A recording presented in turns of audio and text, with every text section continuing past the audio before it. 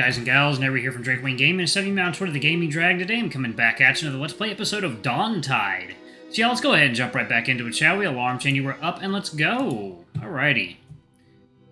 Mr. Roosevelt produces a large plastic wallet. The material is opaque, but I recognize the colors and shapes through it.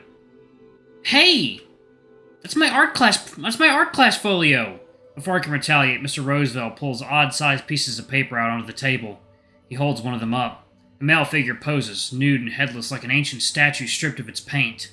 He flips to another one. Smaller paper. A man lies face down. A long tail trails from his hindquarters like low-lying clouds over hills. The next is sheer full frontal. Each one is rendered in chalk, their edges blurred against the earthy paper. Mr. Roosevelt slips the pieces back into the plastic sleeve like an officer handling evidence at a crime scene. He pushes it towards our side of the table with one finger. Before you ask, no, we did not provide the students with figure drawing classes. Riley must have found inspiration from elsewhere. My father flips through each page, his expression stiffens. There's no doubt that Riley is a skilled artist. In fact, Mrs. Mevagissi has suggested he take it for one of his optional GCSE choices next year. However, this recurring subject matter has made some of the other students uncomfortable. I believe it would be in his best interest to broaden his scope for the sake of avoiding situations like the one today. I sniff. Still smells like blood. Riley, do you want to tell us something? Not here, love. Mom's tone fades to a whisper. What? Would there be a problem if he's... well, you know... My shoulders feel as if they're a single solid bar of metal. My father's tone grows defensive. Of course not. Look, I don't mind people being that way. There's a gay bloke at work, he's fine.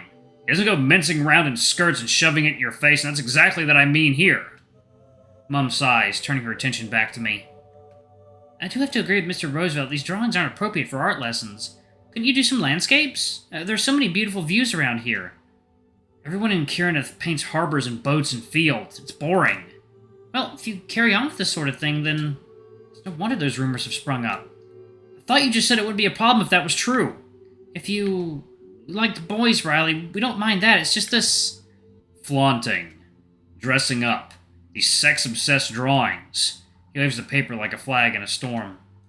You're making yourself a target, Riley. And you're too young to be making these decisions about yourself. Decisions? I think it might be best if we all just... What decisions? We just want you to be safe. What decision have I made? It's no wonder that boy said what he did. My lower lip trembles with a dormant rage. It's a feeling I know, but I don't know where from. It's turned molten by the heat of the moment. It bubbles on the back of my tongue. It drips from bruised nostrils.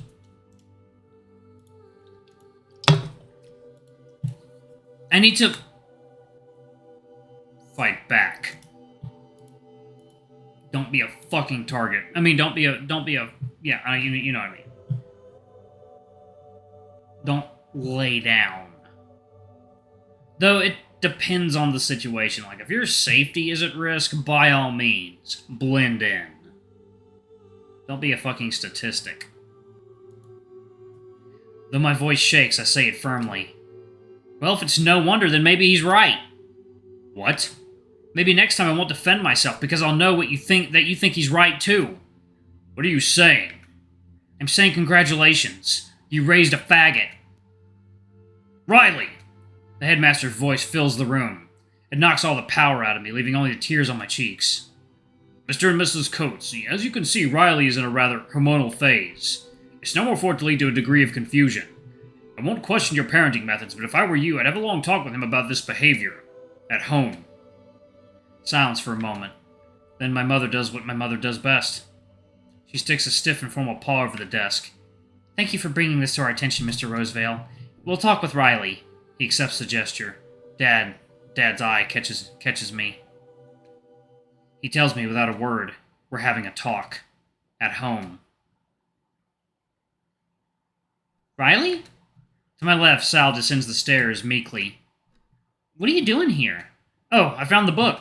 I dropped it back for you. You didn't need to... The quiet clattering of porcelain announces Gwyneth's approach. Oh, nice of you to come down, Sally. Riley's joining us for tea. Us? I don't want any.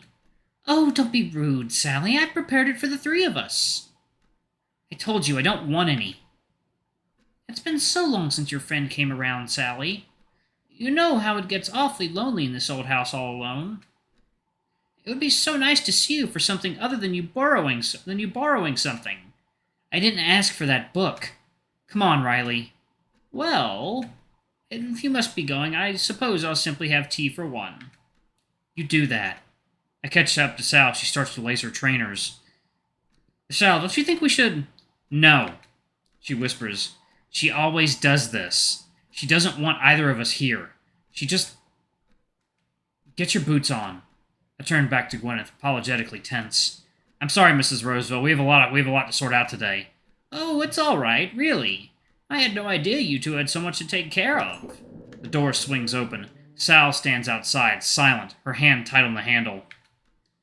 Goodbye, Mrs. Roseville.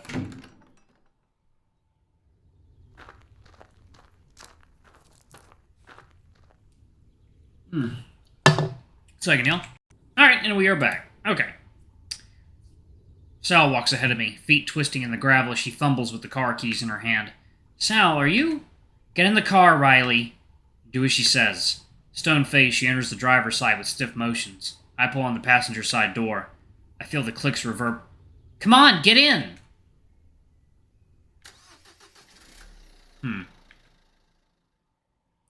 drive has been quiet. Sal hasn't said anything. She's driven us out of town. Mossy green hedges pass us on either side. Sal? Yeah? Where are we going? She keeps her eyes on the road. Something simmers under her blank expression. Need some space.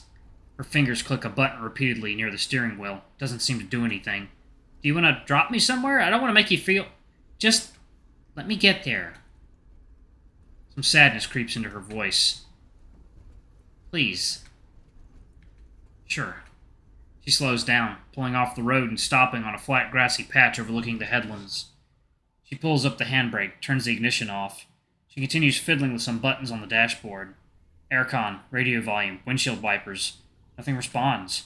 She repeats short phrases and numbers under her breath. Oh. She keeps muttering, pressing buttons. Sal, do you want me to give you a moment? Her fingers tap on the more of the non-responsive dials and switches. She nods abruptly. I put a good amount of space between myself and the car. Sal's done this before, but I can't remember the last time I saw her in this state. It's a self-soothing thing. We all have our methods. I knew seeing her mum was going to be stressful. Did she always end up this upset afterwards? It's because you were there. Maybe I shouldn't have accepted the offer for tea. I knew Sal would want to get out of there as soon as possible. I didn't know her mum was helping her with money. I thought she had it all put together for the amount of time she puts into her work.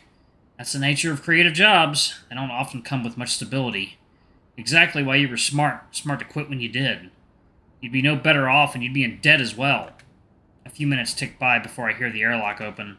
Sal wanders out. She looks exhausted. I walk over to sit beside her on the car bonnet. She breathes out slowly. Man, I wish I still smoked. Nah, you don't. You'd end up like Joe. She unclips the carabiner from her belt and turns it between her fingers. Joe's got his reasons. What like? What like? Shouldn't repeat it. I don't think he remembers telling me. He only talks about it when he's drunk. Is that why? Is that what was going on at my last birthday?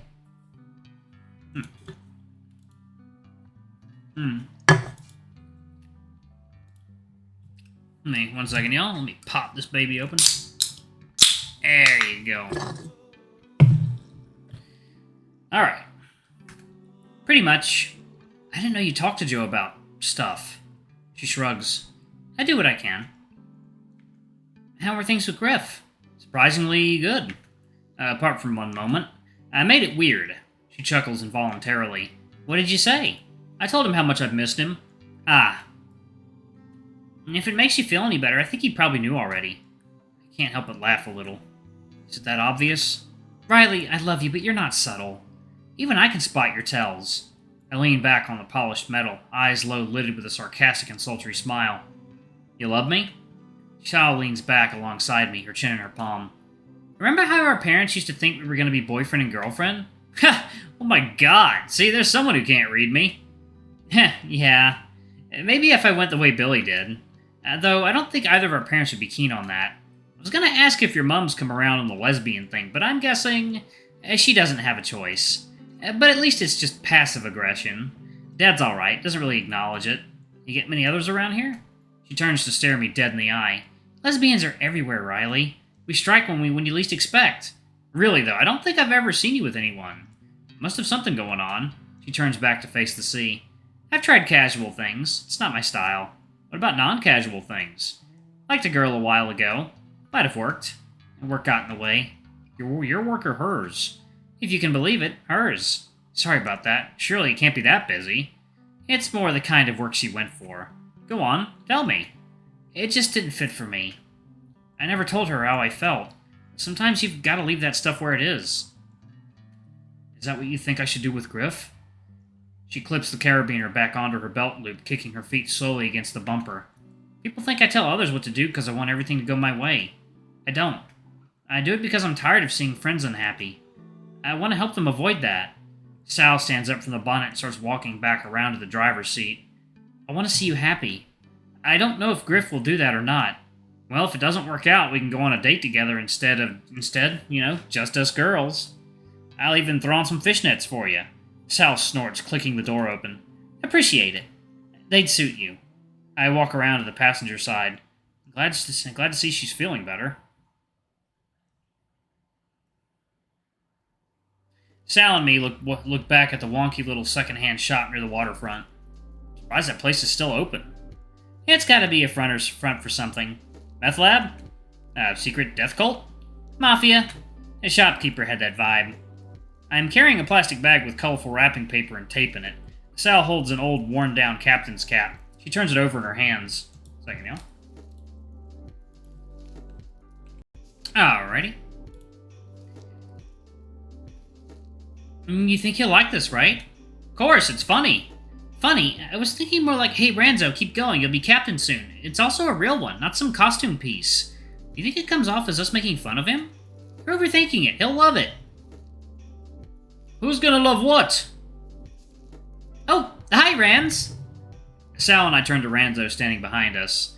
Sal quickly stows the hat behind her back. Ranzo! You're right, Rybread. Yes, grand. You're... grand? We were talking about... She's not gonna think of anything convincing. Do your best. Come on, first thing on your mind. Griff! Griff? Who's that? He's my... friend? Ouch! Yeah, he's stopping by this week. We got him a gift. Ranzo spots the wrapping paper sticking out of the bag. Oh, what you got? Oh, we haven't gotten it yet. We were about to go shop for it. You're going in the second-hand place. He nods to the place we just came out of. A bit cheap of you, isn't it? We're gonna check up on the main street. The story isn't very believable so far. Wanna come with? Sal's eyes tell me that was the wrong decision. Wish I could. I've gotta head back to my mom's. Richard's coming over for dinner. Eliza too, I think. Hope it goes well, though. What sort of stuff does he like? Sal's flick tail flutters against the fabric of the cap behind her. She looks at me to fill in the blank. He likes, art would be a safe bet. Print, maybe? Alright, y'all, I'm actually gonna pause it right there. Thank y'all so much for watching. Don't forget to like, comment, subscribe. There's a lot of lightning outside. I'm gonna go ahead and go. I love you all, and I'll see you on the next video. Bye-bye!